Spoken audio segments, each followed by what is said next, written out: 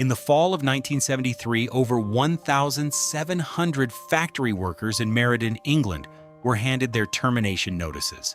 But instead of packing their lunchboxes and walking away, they did something unprecedented. They locked the heavy steel gates, welded the barricades shut, and took the entire factory hostage. Just a few years earlier, this same plant was producing the legendary Triumph Bonneville, the undisputed king of the American highways, a roaring symbol of freedom and speed. Now the once deafening assembly line sat in an eerie, barricaded silence. How does a global empire that defined motorcycle culture suddenly collapse into bankruptcy? And more importantly, what drives thousands of ordinary men to risk their freedom and their families' futures to seize a dying factory from their corporate bosses? Step inside the barbed wire of the Great Meriden Blockade. This isn't just the story of a machine. This is the final, desperate battle for the soul of the British motorcycle industry. The ash of the Second World War had barely settled across Europe when Great Britain found itself facing a new, brutal reality. The nation had won the war, but bankrupted itself in the process. To survive the crushing economic aftermath, the British government issued a stark, unforgiving mandate to its manufacturing sector: export or die. Industry was no longer just a matter of commerce, it was a matter of national survival. In the heart of the West Midlands, an area historically known as the anvil of British manufacturing, a sprawling industrial complex was preparing to answer that call. This was the Meriden plant. Originally constructed in 1940 as a shadow factory, to avoid the relentless Luftwaffe bombing raids that devastated the nearby city of Coventry, the Meriden facility was born out of survival instincts. Hidden within the quiet Warwickshire countryside, it was a massive, utilitarian fortress of brick, steel, and glass. When Triumph Motorcycles relocated its production entirely to Meriden after their Coventry works were destroyed in the Blitz, the plant was transformed. It ceased to be a wartime refuge and rapidly evolved into the beating heart of the global motorcycle industry. To step onto the factory floor at Meriden in the late 1940s and 1950s was to step into a cathedral of heavy industry. It was a sensory overload of the highest order. The air was perpetually thick with the metallic tang of hot steel, the acrid bite of welding smoke, and the unmistakable, sweet scent of Castrol R engine oil. The ground trembled beneath the rhythmic, earth-shattering thud of heavy drop forges, stamping out crankshafts and connecting rods. Amidst this deafening industrial symphony were the workers, thousands of men and women who viewed their labor not merely as a job, but as an identity. In post-war Britain, the Meriden worker was a breed apart.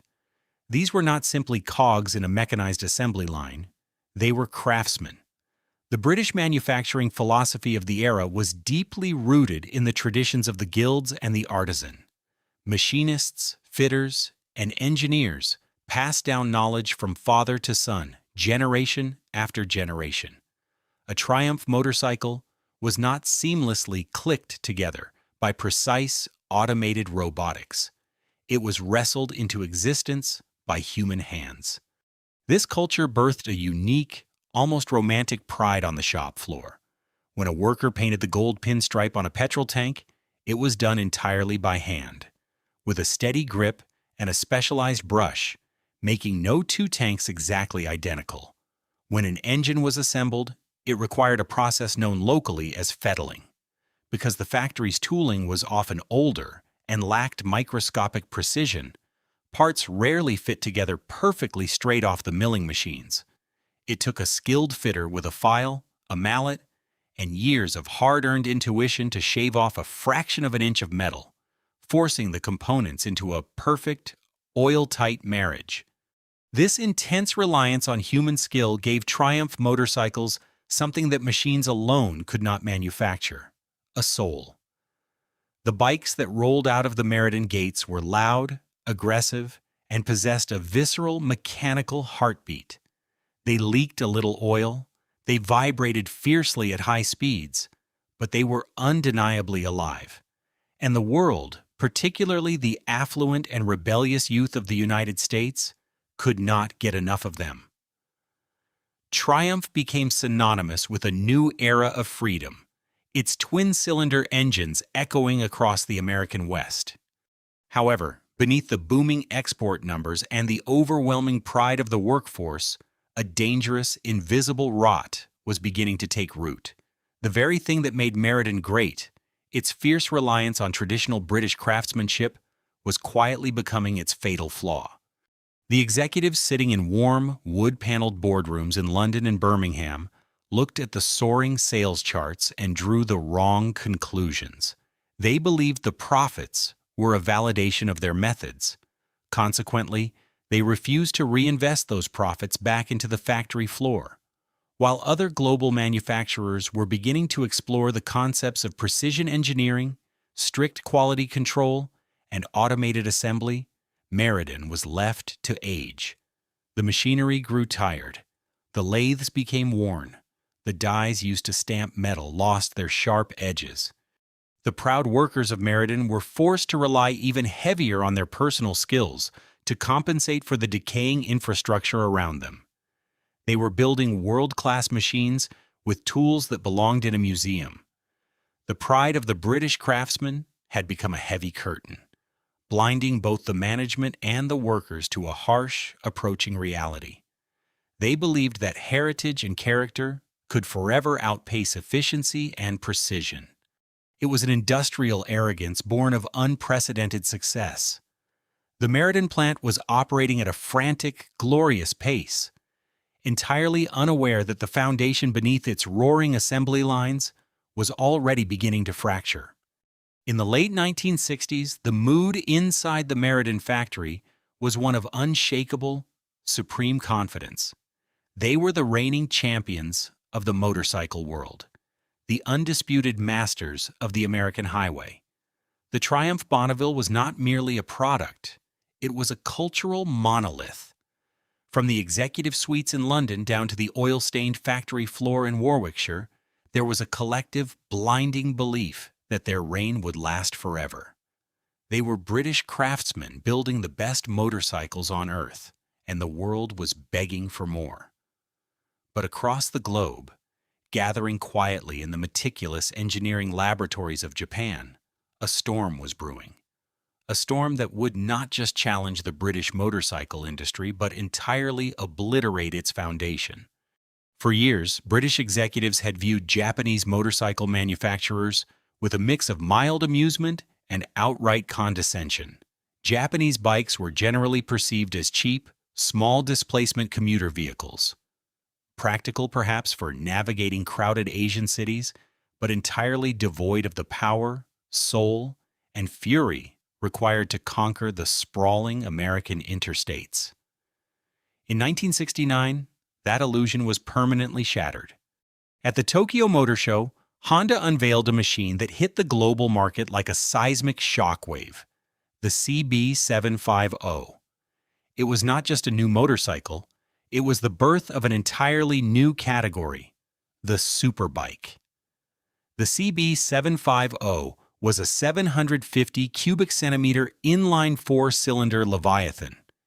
It was a technological marvel that made the beloved Triumph Bonneville look instantly, painfully antiquated. The differences between the two machines were not merely cosmetic, they were existential. When an American rider bought a British twin like the Bonneville, they accepted a certain unspoken contract.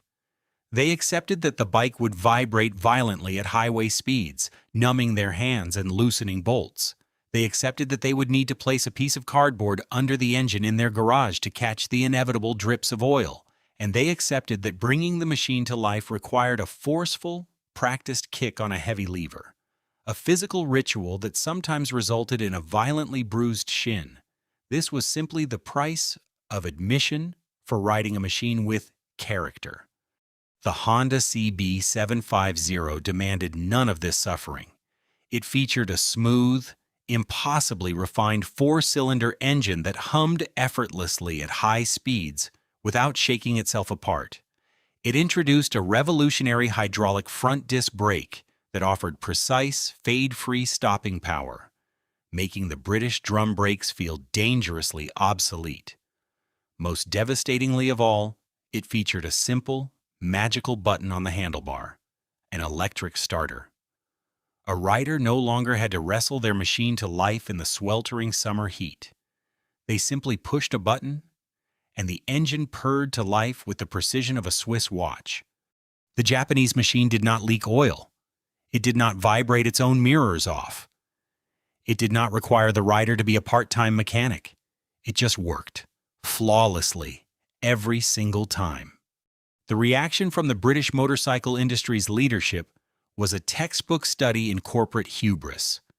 Rather than recognizing the CB750 as a lethal, existential threat, the executives overseeing Triumph scoffed at it. Sitting in their comfortable, wood-paneled offices, insulated from the rapidly shifting winds of the global market, they dismissed the Japanese masterpiece as an overly complicated, soulless gimmick. They convinced themselves that the American rider, their core demographic, was fundamentally loyal to the raw, visceral experience of British engineering.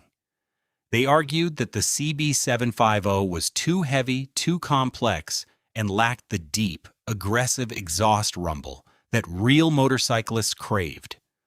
A prevailing sentiment echoed through the British boardrooms. Honda was building two-wheeled appliances, while Triumph was building proper motorcycles with a soul. They believed the threat would simply blow over. But the executives were wrong. Spectacularly, fatally wrong. The American consumer, given the choice between a motorcycle they had to constantly repair and a faster, more reliable machine they could simply ride, abandoned the British twin with devastating speed. The so-called character of the Triumph was suddenly reframed in the minds of buyers as an unacceptable mechanical nuisance.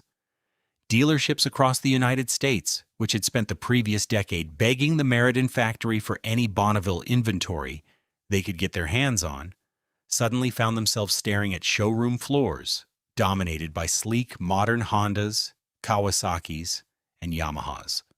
Back in Warwickshire, the deafening roar of the drop forges continued. The skilled craftsmen of Meriden kept fettling their parts, painting their gas tanks, and assembling the Bonneville with the exact same pride and dedication they always had. They were completely isolated from the boardroom's arrogance and the shifting tides of the American market. To the men on the line, nothing had changed, but the ground beneath their steel-toed boots was cracking. The golden age had abruptly ended. The plateau had been reached, and the downward slope was steeper than anyone could have imagined. As export orders began to dramatically slow, a wave of panic finally pierced the executive suites in London.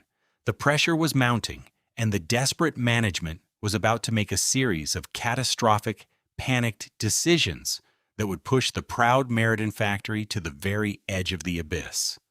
By the early 1970s, the panic that had quietly begun to infect the executive suites was metastasizing into a series of catastrophic corporate blunders. The parent company of Triumph, the BSA Group, realized they were rapidly losing ground to the relentless efficiency, reliability, and sheer technological dominance of the Japanese. But instead of looking inward, instead of walking the floor at Meriden, talking to their master craftsmen, and investing in new, desperately needed manufacturing equipment, the board of directors decided to solve the problem by throwing money at a theoretical illusion. They established Umberslade Hall. Located in a sprawling, aristocratic country mansion in Warwickshire, Umberslade Hall was meant to be a state-of-the-art research and development facility. It was intended to centralize the engineering efforts of both BSA and Triumph, ushering the historic brands into a bold new era of modern design. The company poured millions of pounds into the project, hiring hundreds of university-educated engineers, draftsmen, and automotive designers. They filled the grand rooms of the manor with pristine drafting tables, expensive slide rules, and white-coated technicians who had never held a heavy steel file or spent a 12-hour shift inhaling the acrid smoke of a drop forge. This was the genesis of a fatal boardroom disconnect. An invisible but impenetrable wall was erected between the men who designed the motorcycles on paper and the men who actually had to build them in iron. The engineers at Umberslade Hall were brilliant academics, but they operated in a sterile vacuum. They conceptualized intricate, highly theoretical designs that looked magnificent on blueprints, but were entirely divorced from the harsh, mechanical reality of the aging Meriden factory. They did not understand the physical limitations of Meriden's worn-out lathes, the widening tolerances of its stamping presses, or the realities of a high-speed assembly line. They designed components that required microscopic precision that the 1940s-era factory simply could not produce without exhaustive manual modification. When these blueprints were sent down from the aristocratic halls of Umberslade to the gritty, deafening floor of Meriden, the veteran workers were initially baffled and then fiercely resentful. They looked at the new designs and immediately recognized them for what they were: unbuildable. The craftsmen, who had spent decades intuitively compensating for the factory's shortcomings through sheer manual skill, were suddenly being ordered to assemble machines that defied practical mechanics. The resentment festered. The men in overalls felt completely abandoned by the men in suits. The executives in London and the engineers at Umberslade were treating the Meriden workforce not as master craftsmen, but as uneducated laborers who simply needed to follow instructions, no matter how flawed those instructions were. But the true disaster of Umberslade Hall was not just a matter of hurt pride and corporate culture clashing. It was about to manifest in a catastrophic design failure that would bring the legendary Triumph assembly line to a grinding, agonizing halt. The theoretical geniuses had developed a new frame for the beloved Bonneville, and it was about to become one of the most expensive, embarrassing mistakes in British industrial history. The brainchild of the Umberslade Hall engineers was the oil in frame, OIF concept. In an attempt to modernize the Triumph Bonneville and its BSA counterparts, the designers decided to eliminate the traditional, separate oil tank. Instead, they would use the thick, hollow steel spine of the motorcycle's frame itself to hold the hot engine oil. On paper, it was a sleek, innovative way to reduce weight, lower costs, and clean up the visual lines of the machine. In reality, it was an unmitigated industrial disaster. When the first batches of the new oil-in-frame chassis arrived at Meriden, the workers made a horrifying discovery. The engineers at Umberslade had failed to properly account for the height of the fully assembled engine. When the craftsmen attempted to lower the massive 650 cubic centimeter Bonneville engine into the newly designed frame, it simply did not fit. The rocker boxes at the top of the engine smashed directly into the steel backbone of the frame. The assembly line, the very lifeblood of the company, stopped dead. Chaos erupted on the factory floor. Thousands of frames had already been manufactured and delivered. Furthermore, the new frame design inadvertently raised the seat height of the motorcycle so drastically that an average-sized rider could barely touch the ground, a fatal flaw for the American consumer market. The executives in London were paralyzed by the monumental scale of the error. Once again, it fell to the hardened, oil-stained men of Meriden to salvage the company's survival. With their jobs on the line, the workers essentially had to re-engineer the motorcycle on the fly. They resorted to extreme, desperate measures, including removing the rocker boxes, tilting the engine at awkward angles to force it into the frame, and painstakingly reassembling the top end of the motor while it was trapped inside the chassis. A process that was supposed to take minutes now took hours. Productivity plummeted. The factory, which was already struggling to keep pace with the hyper-efficient Japanese output, was now bleeding money with every agonizingly slow unit that crawled off the line. The OIF debacle was just the beginning of a cascading supply chain collapse. Because Umberslade Hall was constantly tinkering with designs and changing specifications without consulting the production floor, the procurement of parts became a nightmare. Meriden found itself in a constant state of agonizing gridlock. They would have thousands of engines ready, but no frames. They would have completed chassis, but no electrical wiring harnesses. Rows upon rows of half-finished motorcycles sat silently in the storage yards, gathering dust while the company lost millions in unfulfilled American orders. By the summer of 1973, the financial hemorrhage was terminal. The BSA Group, once a towering titan of British industry, was collapsing under the crushing weight of its own arrogance and mismanagement. The British government was forced to intervene, desperately attempting to save the domestic motorcycle industry from total annihilation.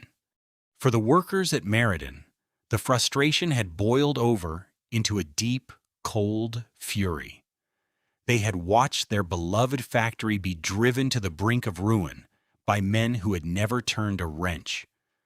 But they had no idea that the ultimate betrayal was still to come. The government's grand rescue plan was about to be finalized, and it did not include salvation for Meriden. It included a death sentence. By the summer of 1973, the once mighty BSA Group had reached the end of its financial rope. The disastrous engineering miscalculations of Umberslade Hall, combined with a total failure to anticipate the sheer scale of the Japanese motorcycle invasion, had drained the corporate coffers dry. The company was hemorrhaging millions of pounds, paralyzed, bemoaned by supply chain gridlock, and sitting on stockpiles of half-finished, unsellable machines. A total collapse was no longer just a grim possibility. It was a matter of weeks. The British government, led by Prime Minister Edward Heath, watched the impending implosion with growing alarm. The political optics of allowing a legendary British manufacturing institution to simply vanish overnight were unacceptable.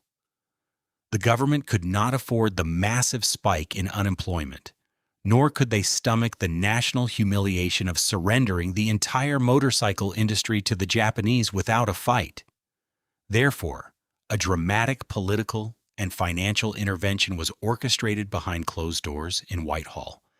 The government's solution was a forced industrial marriage. They offered millions of pounds in financial assistance to broker a merger between the bankrupt BSA Triumph Group and Norton Villiers, the only other surviving British motorcycle manufacturer of any real consequence.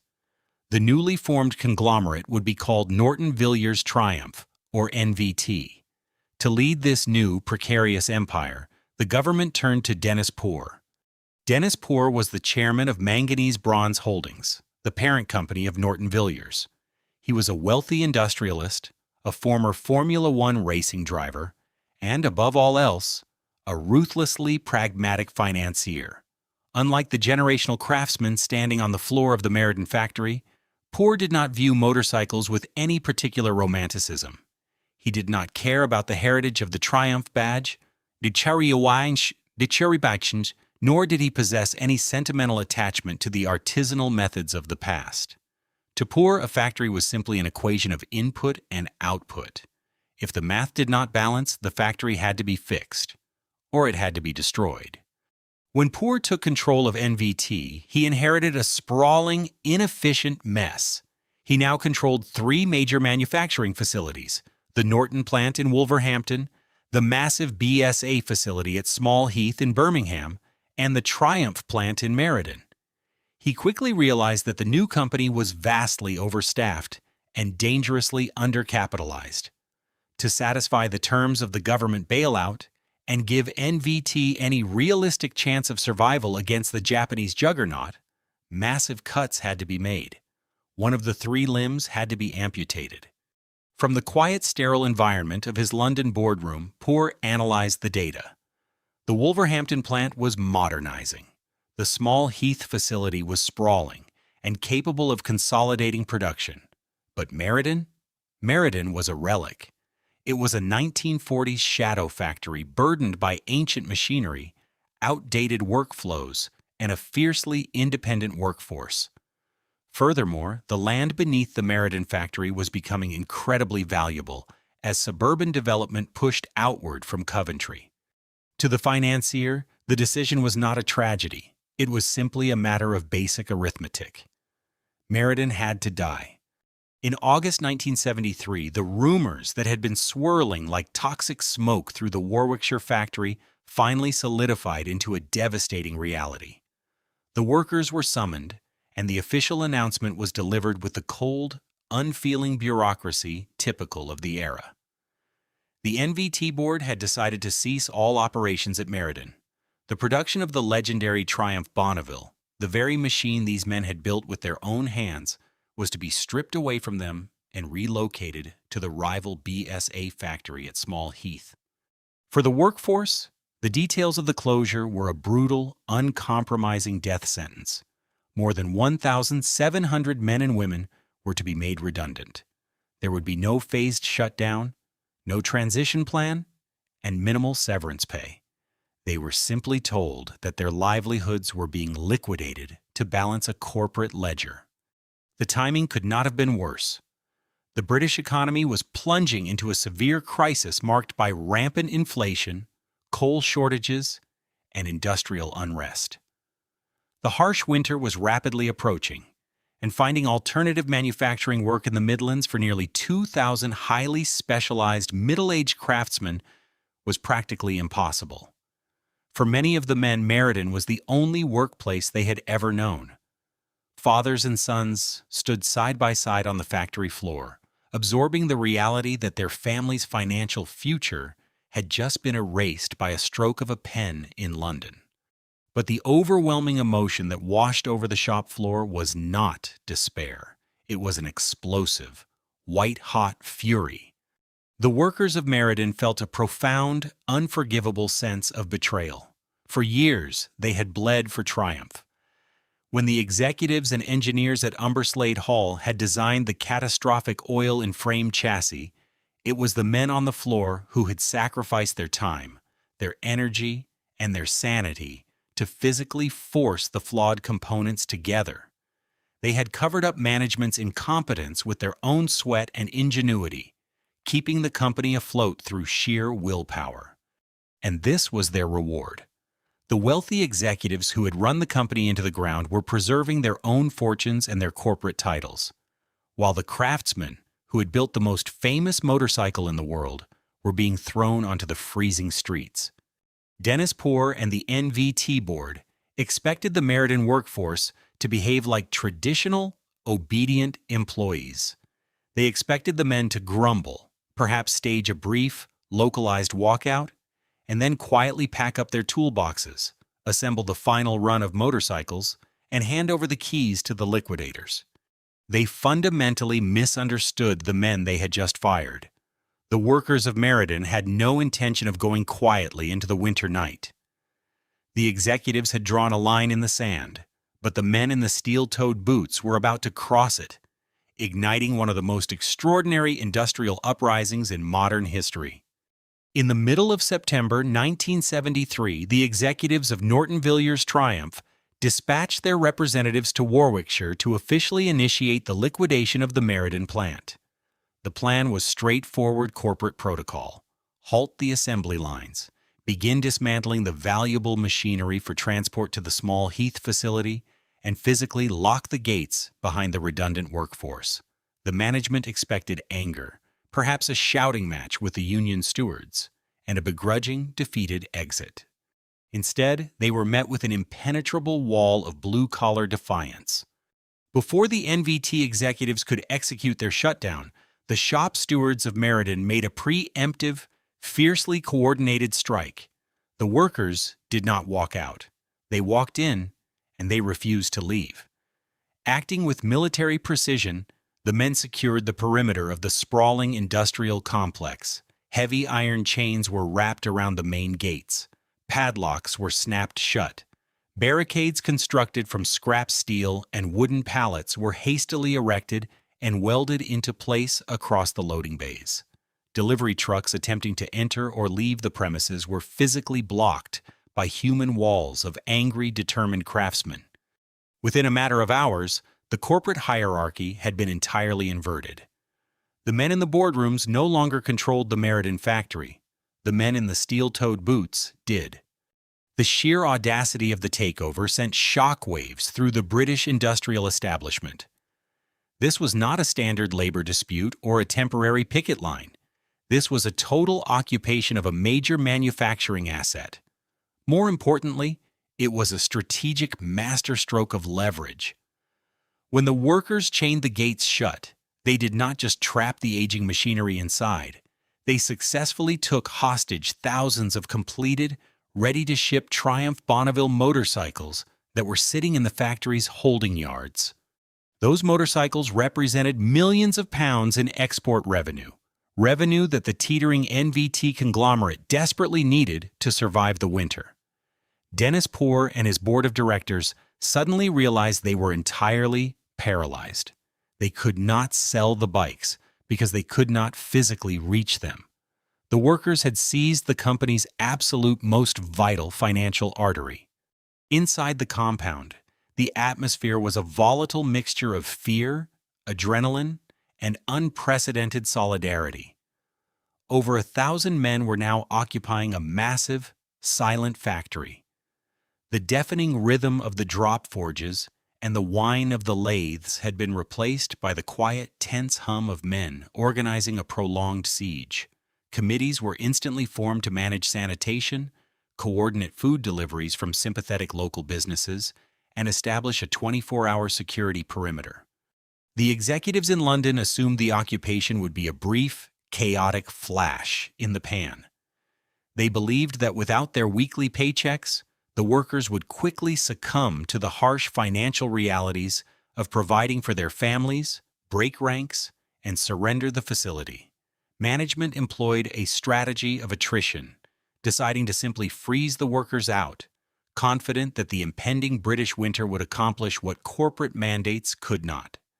But the NVT board had fundamentally misjudged the deep-seated pride and the unbreakable communal bonds of the Meriden workforce.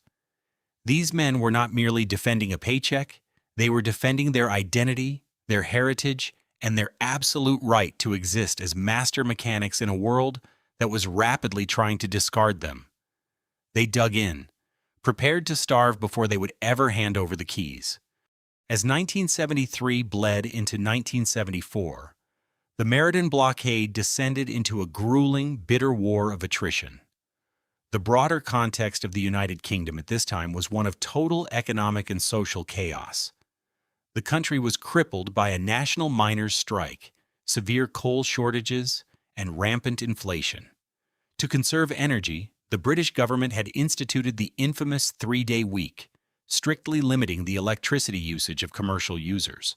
Widespread blackouts plunged entire cities into darkness. Against this apocalyptic national backdrop, the occupation of Meriden held firm, transforming the factory into a surreal, self-sustaining fortress. The winter was brutally cold, and the factory floor, no longer heated by the massive industrial ovens or the friction of heavy machinery, became an icebox.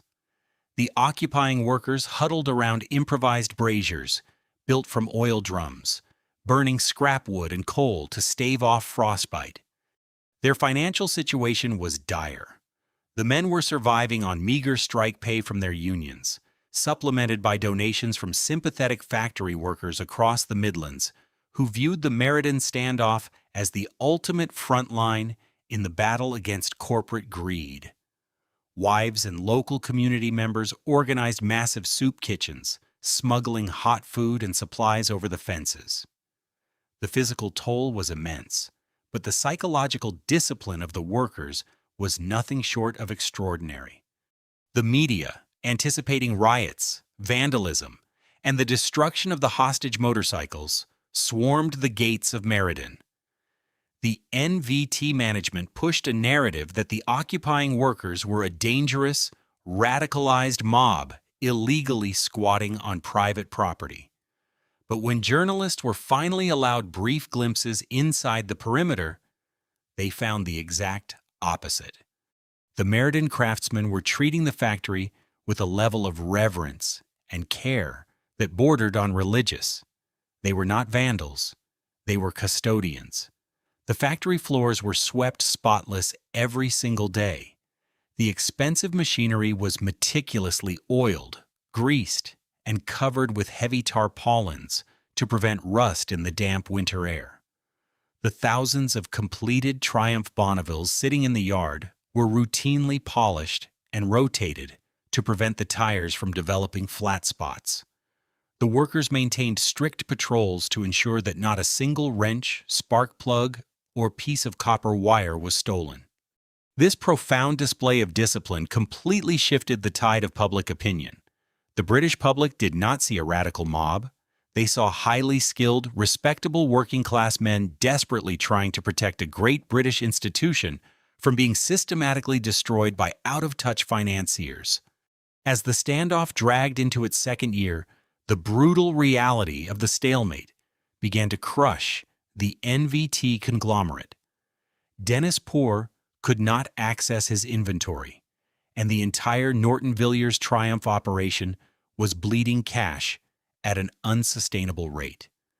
The strategy of starving the workers out had failed spectacularly. The men of Meriden had endured the freezing cold, the poverty, and the intense psychological pressure, and they had not yielded a single inch of ground. Finally, backed into a corner and facing total corporate liquidation, the management and the government were forced to the negotiating table. The workers had proven they could hold the factory, but now an even more radical idea began to take root among the strike leaders. If management was fundamentally incapable of running Triumph efficiently, and the men on the floor knew exactly how to build the motorcycles, why shouldn't the workers simply own the factory themselves? The impossible siege was ending, but an even more dangerous experiment was about to begin. In March 1975, after 18 agonizing months of freezing temperatures, relentless media scrutiny, and crippling financial hardship, the heavy steel gates of the Meriden factory finally swung open. But it was not the corporate liquidators who walked through them. It was the workers. In a stunning, unprecedented reversal of fortune, the men who had built the barricades had actually won the war. The political landscape of Great Britain had shifted beneath the feet of the NVT conglomerate. A newly elected Labour government, sympathetic to the plight of the working class and driven by the fiercely pro-union Secretary of State for Industry, Tony Benn, decided to intervene. The government brokered a complex, highly controversial financial deal, providing a loan of nearly £5 million to allow the workers to buy the factory outright from the crumbling Norton Villiers Triumph empire. The Meriden Motorcycle Cooperative was officially born. It was an industrial revolution in miniature. There were no longer any wealthy shareholders, distant board members, or aristocratic engineers handing down impossible mandates from country estates. The men who swept the floors, operated the heavy lathes, and painted the gas tanks were now the sole, undisputed masters of their own destiny. They operated on a radical system of absolute equality. Every single member of the cooperative, from the managing director to the newest apprentice sweeping the loading bays, was paid the exact same flat wage. The euphoria that washed over the Warwickshire complex was intoxicating. The media hailed them as working-class heroes. To prove their capability to a deeply skeptical corporate world, the newly formed cooperative did not just restart the dormant assembly lines. They immediately sought to improve their flagship product. The era of the 650 cubic centimeters T120 was over. The workers turned their full, undivided attention to its muscular successor, the Triumph Bonneville T140. The T140 was a 750 cubic centimeter Declaration of Independence. The Meriden craftsman took the iconic parallel twin engine and bored it out, granting it significantly more torque and raw pulling power to satisfy the demanding American highway rider.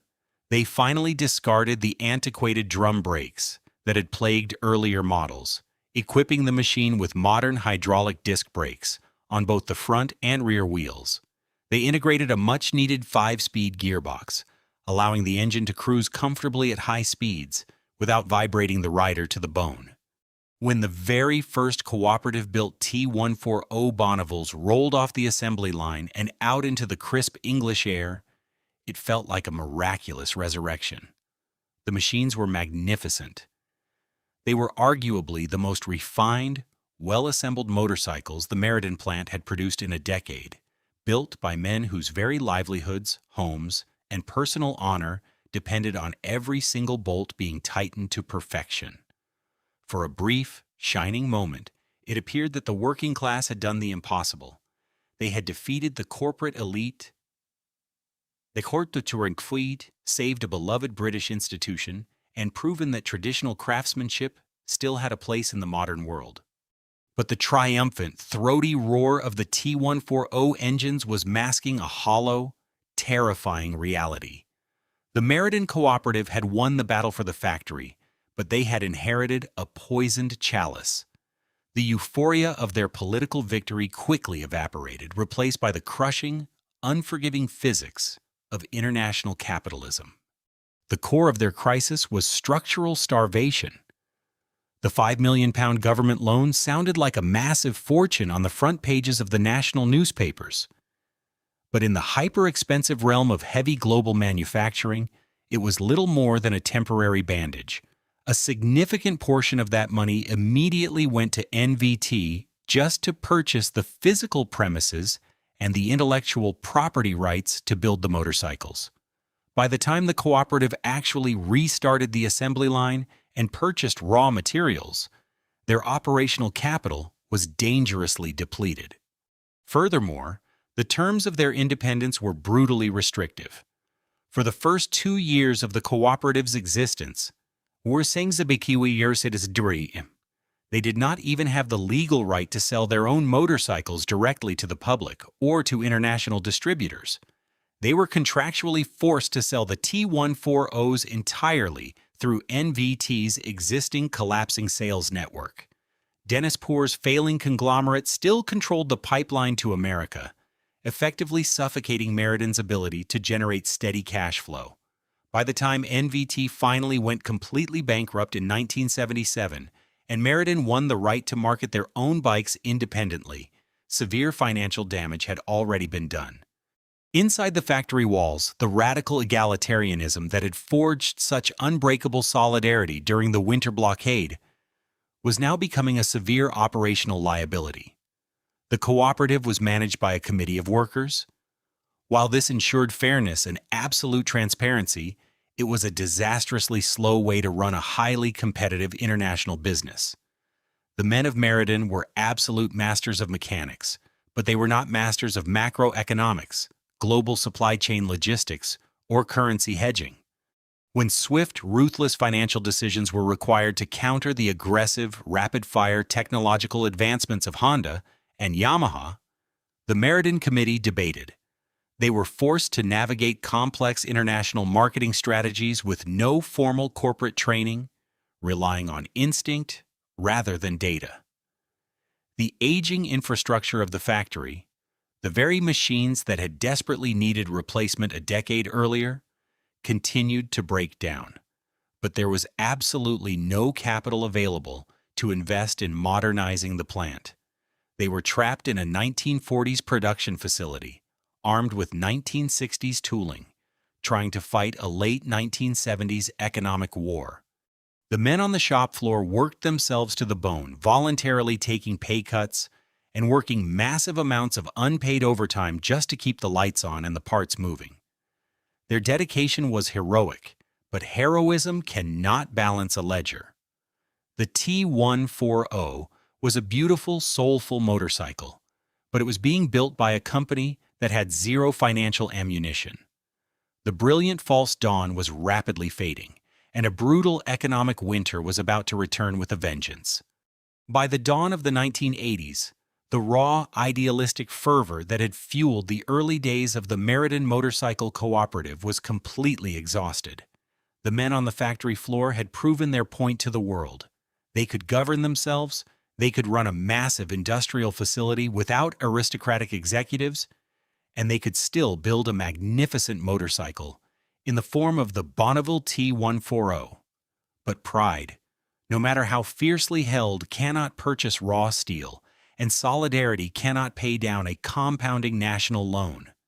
As the new decade began, a terrifying realization settled over the Warwickshire plant. The enemy was no longer the arrogance of corporate management. The enemy was the cold, unforgiving mathematics of global economics. The cooperative had been born with a financial noose already tied around its neck.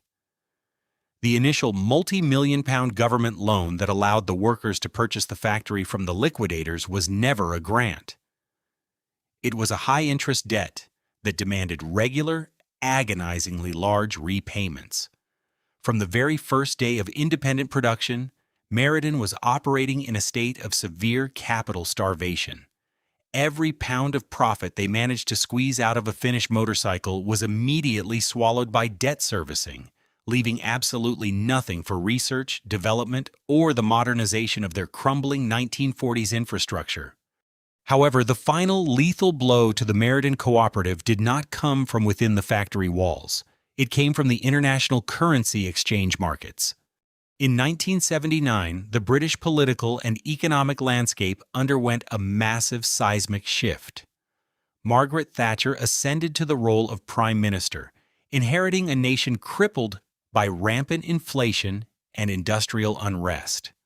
To combat the inflation, her government aggressively raised interest rates to punishingly high levels. Simultaneously, the massive commercial extraction of North Sea oil began to flood the British economy with new capital.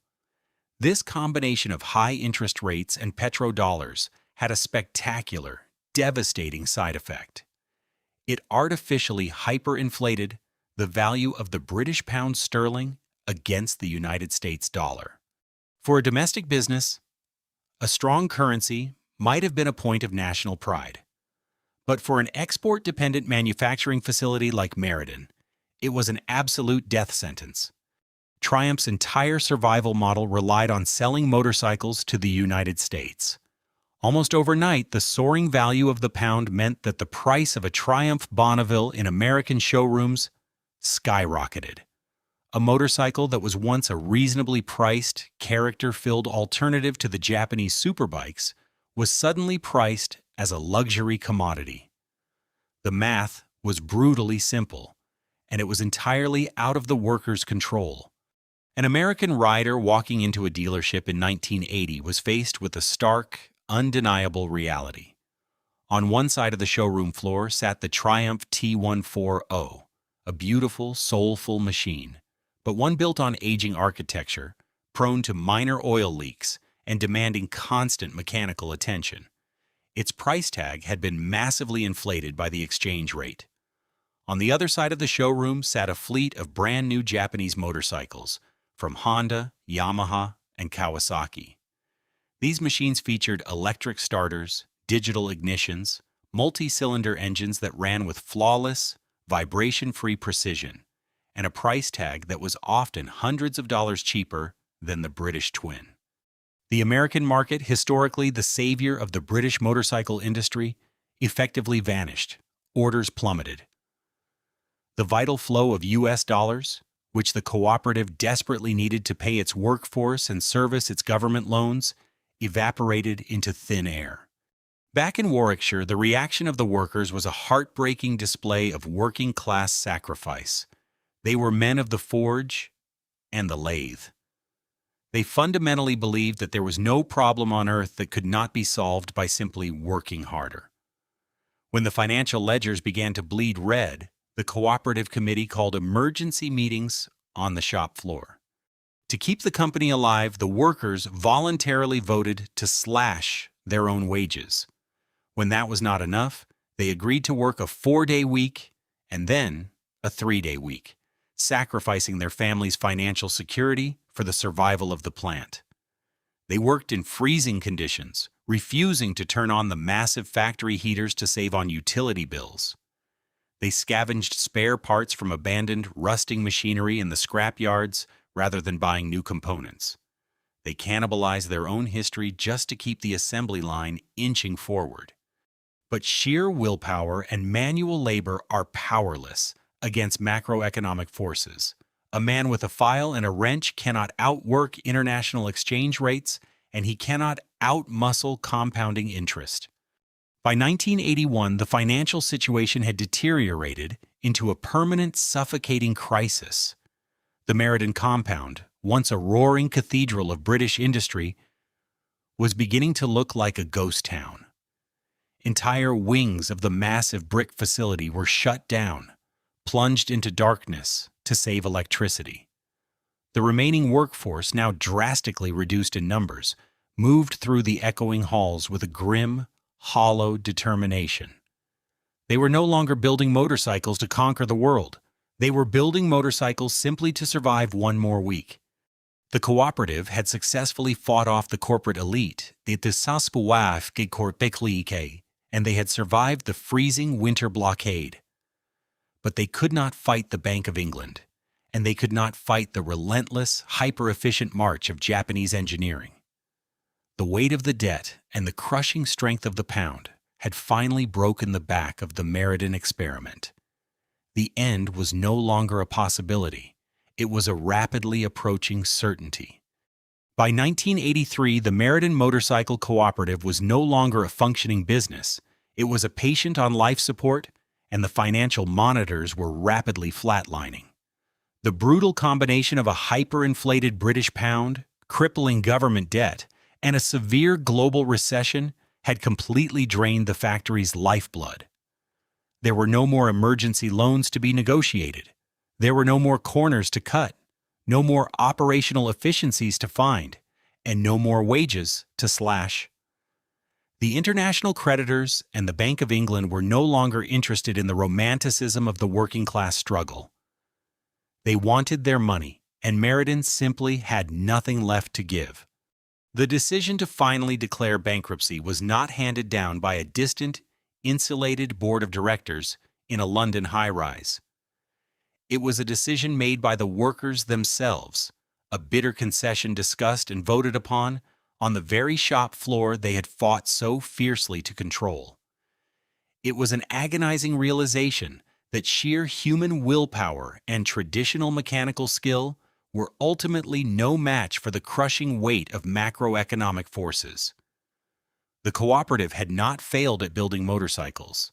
They had failed to survive a rigged global financial system.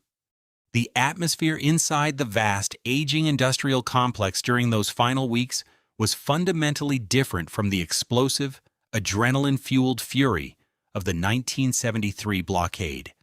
Back then, there was righteous anger and a defiant belief that they could change their own destiny. Now, exactly a decade later, there was only a profound, suffocating sorrow. The fight had been entirely drained out of them. As the final dwindling orders were fulfilled, the factory began to die piece by piece. The massive drop forges, which had slammed red-hot steel into crankshafts with earth-shattering force for over 40 years, were powered down for good. The sudden absence of their rhythmic, concussive thud left a sickening, hollow silence in the Warwickshire air. The heavy stamping presses were halted. The lathe spun to a slow, permanent stop. One by one, the vast, echoing halls of the Meriden plant were plunged into darkness. The assembly of the very last Triumph Bonnevilles was treated not as a manufacturing process, but as a somber, deeply reverent ritual. The men assigned to the final run of machines did not rush. Every nut was tightened with deliberate care. Every engine was hand-fettled with the accumulated intuition of a lifetime spent in grease and steel. They were not just building motorcycles. They were constructing their own mechanical epitaphs. When the final T140 rolled off the end of the line, its parallel twin engine was fired up for the very first time. The familiar, throaty rumble echoed through the near-empty factory, a solitary, defiant roar before the inevitable silence. What happened next defined the true character of the Meriden workforce.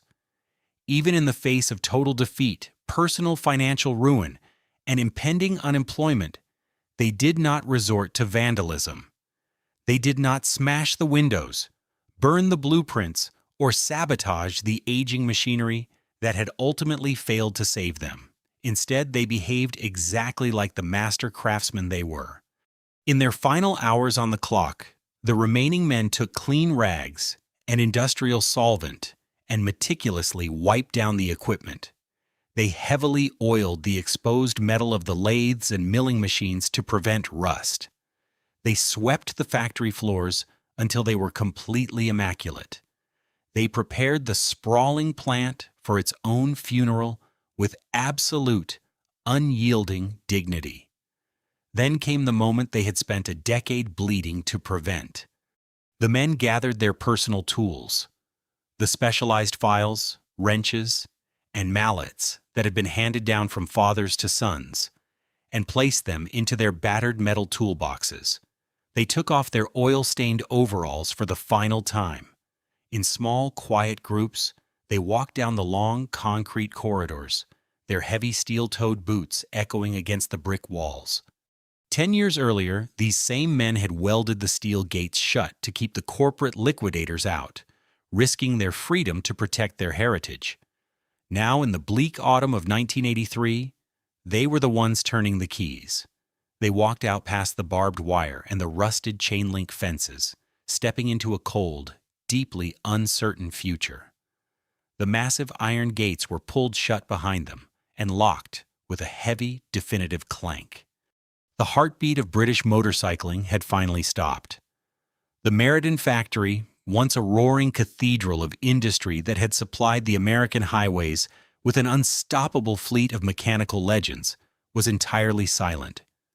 The empire had fallen, not with an explosion of corporate restructuring, but with the quiet, devastating click of a padlock. By 1984, the physical remnants of the Great Meriden experiment were being systematically erased from the Warwickshire landscape.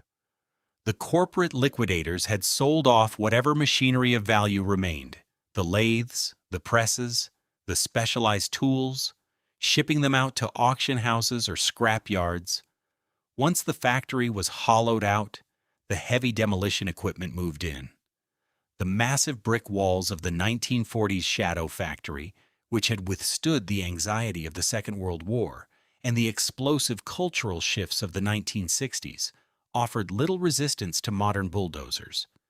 The demolition was swift and unsentimental. The ground beneath the plant, soaked deep with decades of castor oil, metal shavings, and the sweat of 3 generations of master craftsmen, was churned up and paved over. In a profound irony that perfectly mirrored the economic transformation of Great Britain in the 1980s, the towering cathedral of heavy industry was replaced by a quiet, sterile suburban housing estate. Today, if you walk through that neighborhood, the only ghosts of the roaring past are the street signs. Families live on Bonneville Close, park their cars on Trophy Drive, and walk their dogs down Daytona Drive. The earth no longer trembles from the concussive force of drop forges. The deafening mechanical heartbeat of the British motorcycle industry has been permanently replaced by the quiet hum of lawnmowers and suburban domesticity. From a strictly financial perspective, the story of the Meriden Cooperative is often filed away as a failure. Corporate historians, and economists look at the ultimate bankruptcy in 1983 and point to it as proof that an egalitarian, worker-run factory could not survive the ruthless realities of international capitalism. They argue that the men of Meriden were stubborn traditionalists fighting an unwinnable war against Japanese efficiency, government debt, and global exchange rates. On a balance sheet, the experiment undeniably collapsed. But to view the Meriden blockade and the subsequent cooperative solely through the lens of profit and loss is to entirely miss the point of the struggle. The men who chained those gates shut in 1973 did not do so because they possessed a flawless macroeconomic business plan. They did it because they were pushed to the absolute edge of their dignity. They rejected the corporate mandate that treated human beings, master craftsmen who had dedicated their entire lives to a single, highly specialized trade, as disposable assets that could simply be liquidated to correct a boardroom error. By seizing the factory, the workers of Meriden bought themselves a decade of agency. They refused to die quietly in the winter of 1973. Instead, they resurrected their beloved assembly lines, engineered the magnificent Triumph T140, and proved to the world that they were fundamentally capable of governing themselves. They worked through freezing winters, took voluntary pay cuts, and sacrificed their own financial stability to keep their community and their pride intact. They did not just build motorcycles, they built a monument to working-class defiance. The fall of Meriden was not an isolated tragedy. It was the canary in the coal mine for the broader deindustrialization of the West. It foreshadowed a painful era where making physical things with skilled human hands was rapidly replaced by service economies and offshore manufacturing. The unique, intuitive skill of fettling metal, passed down from father to son, was rendered obsolete by robotics and digital precision. The Triumph name itself did not die. The intellectual property was eventually purchased by British billionaire John Bloor, who would go on to build a brand new, highly modernized, and wildly successful Triumph factory in Hinckley years later. The badge survived, and it thrives today. But the soul of the classic British motorcycle, the loud, vibrating, oil-leaking, handcrafted machine that conquered the American highways and defined the rebellious spirit of the 1960s, died in the dust of the Meriden demolition. The men of Meriden may have ultimately lost their factory to the overwhelming forces of global economics, but they won a much deeper, permanent victory. They guaranteed that the story of the Triumph Bonneville would not end with a cowardly corporate surrender. It ended with a fight. And as long as those classic twin-cylinder engines still rumble down the open highways, the legend of the workers who refuse to lose will never truly be silenced. The story of Triumph Meriden is often reduced to a cautionary tale of economic inevitability.